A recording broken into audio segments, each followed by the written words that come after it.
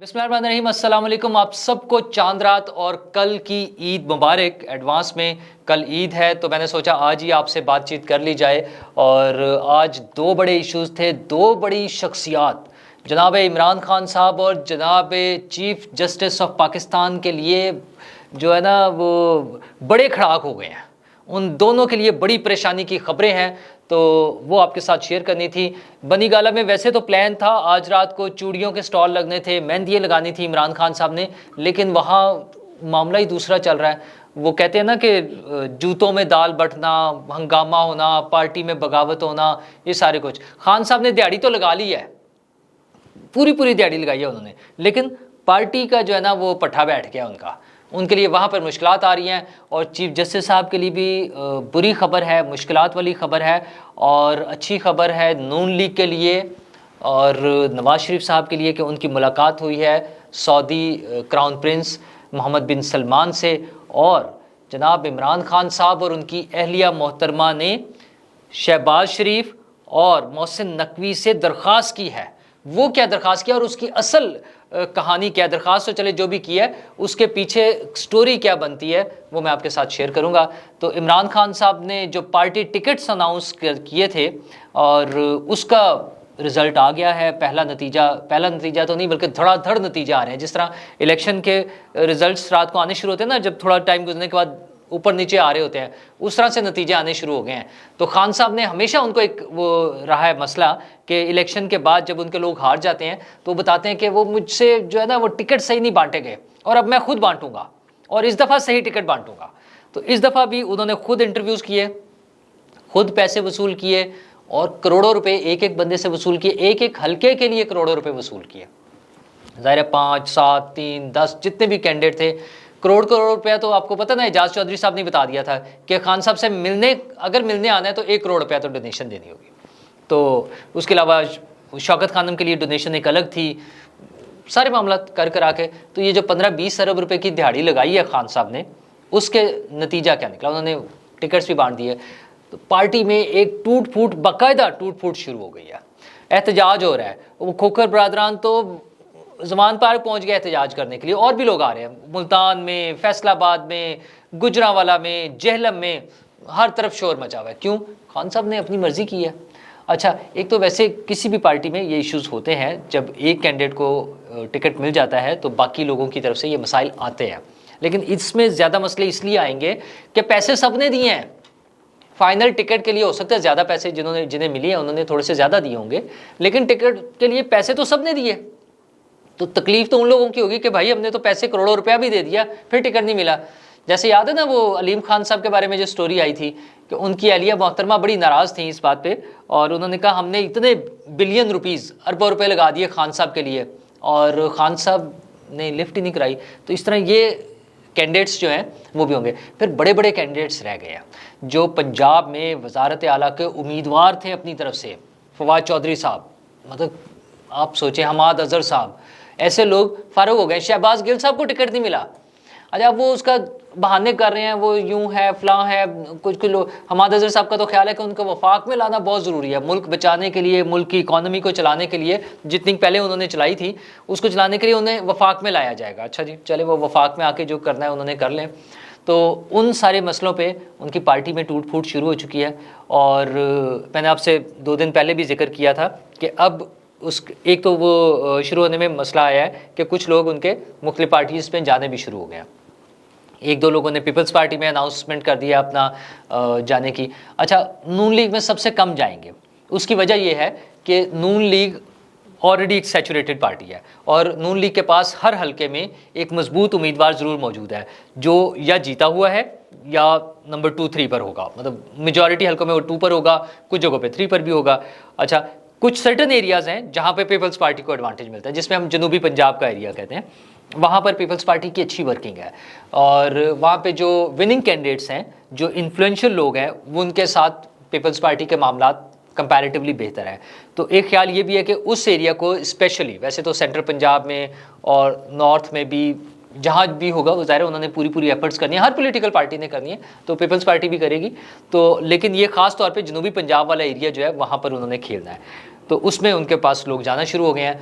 दूसरा, मैंने आपसे जो 2 दिन पहले जिक्र किया था कि चौधरी सरवर साहब जिन्होंने काफ लीग ज्वाइन किया है, उनका टास्क या उनका प्लान ही ये था कि जो ही पीपल्स ये पीटीआई अपने कैंडिडेट्स अनाउंस करेंगे, अपने टिकट्स अनाउंस करेगी, तो जो बाकी लोग होंगे उसमें से जो स्ट्रॉन्ग कैंडिडेट्स होंगे उनको काफ लीग में शमूलियत की दावत दी जाएगी।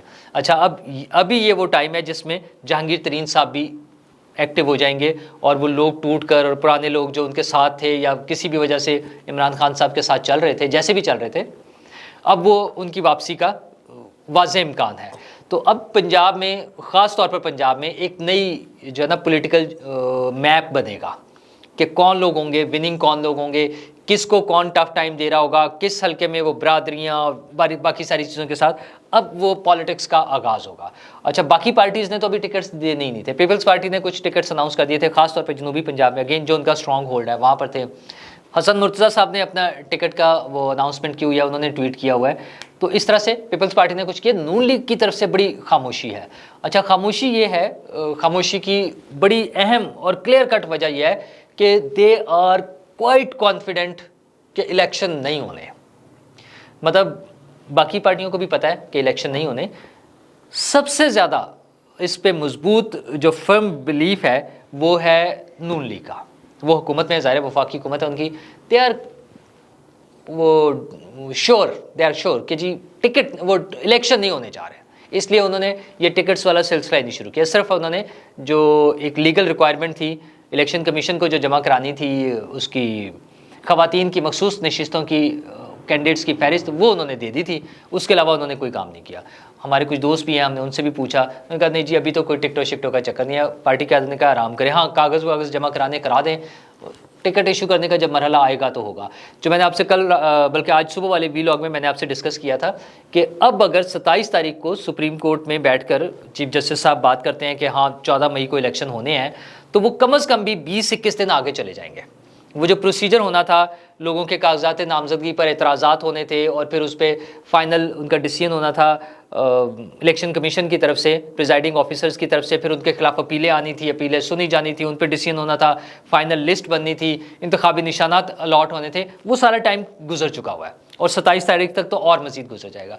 तो वो दोबारा से जब प्रोसीजर शुरू होगा 20 दिन का, तो जाहिर है वो इलेक्शन आगे, तो 14 मई तो भूल जाए ना, कोई चक्कर ही नहीं है, पॉसिबल नहीं रहा। अब तो चीफ जस्टिस साहब चले, अब चीफ जस्टिस साहब ने तो ऑर्डर देना, अब कोई उल्टा भी लटक ले तो 14 मई को तो नहीं हो सकते। बहुत ज़्यादा छलांग मारेंगे तो फिर बाकी देखी जाएगी। ना इलेक्शन कमीशन तैयार है, ना हुकूमत तैयार है। अच्छा, चीफ जस्टिस साहब के लिए भी परेशानी की बड़ी खबर आ गई है। बड़ी खबर यह है कि सुप्रीम कोर्ट का जो प्रैक्टिस एंड प्रोसीजर बिल था वो कानून बन गया है, उसका नोटिफिकेशन हो गया, गजट नोटिफिकेशन हो गया, सारी चीज़ें। अब वो जब दोबारा अदालत जिस दिन खुलेगी, बुध वाले दिन, ट्यूसडे तक तो छुट्टियाँ हैं, बुध वाले दिन जब अदालत आएगी तो वो कानून नाफिजुल अमल होगा। अच्छा, उस पर स्टे उन्होंने अपनी तरफ से दिया हुआ है कि उसको वो उस पर अमल दरामद नहीं होगा, लेकिन कानून बन चुका है। अब वो कानून मौजूद होगा। हाँ, उसमें काजी फाइज ईसा साहब और दीगर जजेस जो हैं सीनियर जजेस के साथ मिलकर अगर वो कोई डिसीजन लेते हैं, और काजी फाइज ईसा साहब ने तो पहले ही फैसला दिया हुआ है, उन्हीं ने तो फैसला दिया था कि रूल्स बनने तक इसको रोक दिया जाए। ये जो 4-3 वाला भी जज था, जो बेंच था, तो उस हवाले से अब उनका काम है कि वो उस पर अगला स्टेप क्या लेते हैं। अगर वो उस दिन बैठकर अनाउंस कर देते हैं कि ठीक है ये बन गया, आइंदा से इसके मुताबिक होगा, और उस दिन से वो अपने बेंच बनाने शुरू कर देते हैं, तो एक बड़ी डिफरेंट सी पोजीशन होगी। चीफ जस्टिस साहब के पास जो ऑप्शंस हैं वो महदूद होती जा रही हैं। उनका जो सितंबर तक का टाइम है वो मुश्किल हो जाएगा।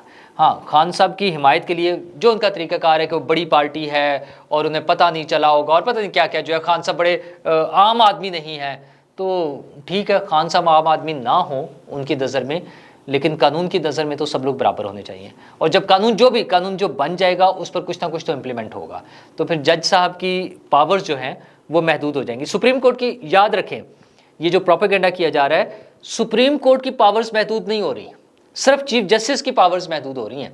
हाँ, वो शेयर हो रही हैं कि सुप्रीम कोर्ट के सीनियर जजेस फैसला करेंगे कि कौन सा केस सुनना है सो मोटो के हवाले से, और जो बेंचेस बनने हैं उसमें कौन कौन लोग शामिल होंगे, ये सारी चीज़ें, प्रोसीजर एक बना है, बस इतनी सी बात है। तो खान साहब के लिए तो जाहिर है बड़ी परेशानी की बात है। एक तरफ उनकी पार्टी के झगड़े शुरू हो गए हैं, दूसरी तरफ ये जो उन्हें मिल रही थी फेवर वो ख़त्म होती जा रही है। उन्होंने तो आज रात वहाँ वो चूड़ियाँ और मेहंदी के स्टॉल लगाने थे, पता नहीं अब वहाँ क्या जूतों में दाल बट रही होगी या क्या सीन होगा। वहाँ तो लड़ाई मार कुटाई धींगा मुश्ती वाला सीन होगा। तो खान साहब कह रहे हैं फिर भी आपको चांद रात मुबारक। आपका क्या, आपने बाल्टी सर पे चढ़ानी है और बैठ जाना है। तो सिक्योरिटी घर के आपने बम प्रूफ वो दीवारें बना ली हैं, गेट बना लिए हैं, अब आराम से वो बाल्टी सर पे चढ़ाएं और बैठ जाएं, सेफ्टी के साथ खेलें।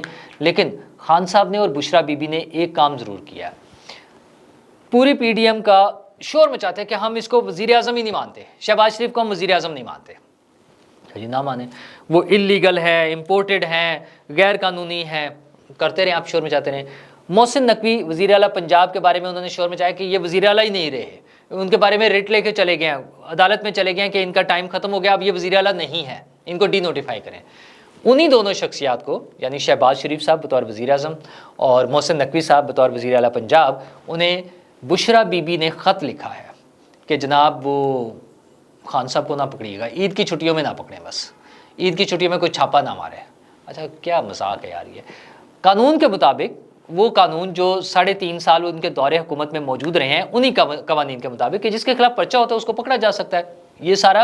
अच्छा, इसमें कोई उन्होंने अपने दौरे हुकूमत में तब्दीली नहीं की, बल्कि लोगों को उठा उठा के जेलों में डाला, जाली झूठे मुकदमे बना के। राना सनाउल्लाह साहब वाला केस सबके सामने है, क्या बदतमीजी थी वो। बहरहाल इस तरह से केसेस करके लोगों को, सहाफ़ियों को उठा के FIA उठा के ले गई। इमरान शफकत साहब और आमिर मीर साहब एक दिन में पकड़े गए थे। आमिर मीर साहब अब हमारे वज़ीर इत्तलात हैं पंजाब के, और इमरान शफकत साहब तो आपको पता ही है वो बड़े ज़बरदस्त किस्म के सहाफ़ी और वीलॉगर हैं। और जनाब किसी को गोलियां लग गई, किसी को उठा के गायब कर दिया, फिर वापस ले आए। बाजवा साहब ने खुद कहा कि भोंडे तरीके से उठाया था इसलिए मैंने वापस बुला दिया, फैज़ साहब ने। तो ये खान साहब का वो जो ग्रुप था ये सारी हरकतें करते फिर रहे थे। तो अब उन्हें फिक्र है कि सिर्फ छापा ना पड़ जाए, क्योंकि वहाँ पैसे पड़े हुए हैं, वो ना देख ले, पुलिस ना देख ले, कुछ सामने ना आ जाए चीज़ें। ये जो लुटमार हुई है टिकटों के केस में, सारी जितने 15-20 अरब रुपए जो जमा किए गए वो सारा, पहले भी चोरी हो गए थे, 50 करोड़ रुपए तो चोरी हो गए थे, तो बहरहाल उसको बचा ले। लेकिन मज़ेदार बात यह है कि ज़ाहिर खान साहब की अहलिया मोहतरमा ने, बुशरा बीबी ने जो ख़त लिखा है वो ऐसे ही तो नहीं लिख दिया होगा ना, खान साहब की मर्ज़ी के बगैर तो नहीं होगा ना, वो तो वैसे ही बेचारी घरेलू खातून है खान साहब के बकौल। तो उन्होंने जो ख़त लिखा है, उन्होंने एंडोर्स किया है कि वो शहबाज शरीफ को वज़ीर आज़म मानते हैं, मोहसिन नकवी साहब को वज़ीर आला मानते हैं। और आप देखिएगा ये वो बेस बना रहे हैं आने की कि जनाब हम आपके साथ बैठने को तैयार हैं, जो कि इस वक्त पॉलिटिकल पार्टी ने इनकार किया। असल काम क्या हुआ है, कल मौलाना फजलुर रहमान ने, उन्होंने तो धज्जियाँ उड़ा के रख दी ना सिर्फ अदालत की, बल्कि ये इमरान खान साहब की उसकी मुज़ाकरात वाली ऑफ़र की भी, ख़त्म सारा कुछ। और वही बिलावल भुट्टो साहब ने भी किया, उन्होंने कहा जी कोई बंदूक के ज़ोर पे हम नहीं मुज़ाकरात करेंगे। तो वो सारी चीज़ें जवाब हो गई हैं। खान साहब को अब रास्ता चाहिए, तो ये उनकी अहलिया मोहतरमा वो रास्ता हमवार कर रही हैं। वैसे वो कोर्ट में भी चले गए थे, सारा हो गया था। मतलब आप सोचें, ये हो सकता है कि वो वज़ीर आला को और वज़ीर आज़म को कहें कि जनाब आपने छापा नहीं मारने देना किसी को, ओ भाई इन्हीं के ऑर्डर से होना है, फिक्र ना करें। वो जो अगर छापा पड़ा तो वो इन दोनों के ऑर्डर से ही होगा, और उन्हें पता है बहुत अच्छी तरह। वो सिर्फ वो रास्ता हमवार कर रहे हैं, रास्ता बना रहे हैं कि भाईजान देखें खातून बीच में आ गई है, अब आप हमारी बात सुन लें और हमारे साथ बैठें, हमारे साथ कोई बातचीत करें, इतनी सी बात है। खान साहब सॉरी, लेट हो गए आप, आपकी और सिर्फ आपकी अपनी अना की वजह से। वो आपकी जो है ना, मैं बहुत बड़ा हूँ, मैं कोई आसमान से उतरी मखलूक हूँ, मैं तो किसी के साथ बैठूंगा नहीं, मैं तो बात नहीं करूँगा, ये लोग जाएंगे ये करेंगे, ये सारी चीज़ें जो है ना, ये सारे आपके वो अकड़ जो है ना, ये निकल जानी है। और सियासत के मैदान में अगर आपने सियासत करनी है, आपको टेबल पर आकर बैठना होगा और इन्हीं लोगों के साथ बैठना होगा। यही आसिफ जरदारी, यही नवाज शरीफ, यही शहबाज शरीफ। और नवाज शरीफ, हाँ नवाज शरीफ साहब भी तो वापस आना है, अभी तो वो पहुंच गए MBS के पास, मोहम्मद बिन सलमान के साथ उनकी मीटिंग हुई है, और उसमें भी क्या ज़बरदस्त चीज़ हुई है। बात ये हुई कि वो वहाँ गए हैं, PTI ने पूरा एक हंगामा बर्पा किया, उन्होंने कहा जी झूठ है सब, वो तो ज़बरदस्ती के उन्हें भेजा गया, तरले मिनते करके भेजा गया है, वो तो बुला ही नहीं रहे थे, उन्होंने मिलने से इनकार कर दिया। फिर अच्छा, पहले ये किया कि वो पुराने लोगों को बुलाते हैं, हुक्मरानों को और पुराने हुक्मरानों को भी, और सबको बुला लेते हैं, बस वो उम्रा करने आ जाएं जी, और लिफ्ट शिफ्ट कोई नहीं है, बस ठीक है रूटीन में कर लें। और उसने MBS ने मुलाकात से इनकार कर दिया, तो वो मुलाकात भी हो गई आज। और ना सिर्फ नवाज शरीफ थे उसमें, बल्कि मरीम नवाज़ भी वहीं पर मौजूद थी। तो बरनौल खान साहब के लिए ट्रकों के मामला तो उनके पहले ही चल रहे हैं, एक ट्रक बरनौल का भी चला जाए उससे क्या होगा। तो खान साहब, सियासत इसी का नाम है कि चीज़ें वक्त के साथ साथ बदलती रहती हैं। आप जिस चीज़ में अकड़ में बैठे हुए हैं ना, वो मुक गया हुआ है। वो फैज़ नेटवर्क, वो बाजवा नेटवर्क, वो कौम के अब्बा जान आपके बकौल डिक्लेयर किए हुए आर्मी चीफ, वो बदल गए हुए हैं। यहाँ तो अब्बा जान का नाम बदलने में खैर लोग टाइम नहीं लगाते, वरना आईडी कार्ड में तो नाम तब्दील होते हुए बड़े टाइम लगते हैं। खान साहब, आपको तो अपना घर का मामला है, आपको पता है कि कितना मुश्किल हो जाता है नाम तब्दील करना। तो वो लोग बदल गए हुए हैं। तो इसलिए सियासत करने हैं तो सियासत करे उस पर आए, वरना ये चीज़ों से, इन चीज़ों से काम नहीं चलने वाला, ठीक है। और हुक्मरानों को भी सोचना चाहिए कि ये मामला जिस तरह से तब्दीलियाँ हो रही हैं, ये कुछ उनको उनकी फतूहात नज़र आ रही हैं, उन्हें नज़र आ रहा है कि वो जीत रहे हैं। तो जनाब आप ज़रूर जीतें, लेकिन अवाम ना हार जाए। और अवाम किस तरह हारते हैं कि उनकी ज़िंदगियाँ जीरन हो जाती हैं। तो उसके लिए कोई तवज्जो दें। लोगों की सहूलत के लिए ईद आ रही है, ईद से ऑनवर्ड्स भी अभी तो आपने खैर एक तोहफ़ा दे दिया ईद का, 10 रुपये लीटर पेट्रोल जो बढ़ाया है चंद दिन पहले, लेकिन कोई रहम करें, कोई ख्याल करें, लोगों की आसानियों के लिए काम करें, ताकि लोगों की ज़िंदगियाँ रूटीन में नॉर्मल हो जाएँ। कल का ईद का दिन है, आप सबको ढेरों खुशियाँ मुबारक। अल्लाह ताला आप सब के लिए इस ईद को खुशियों और रहमतों का बाइस बनाए। शुक्रिया।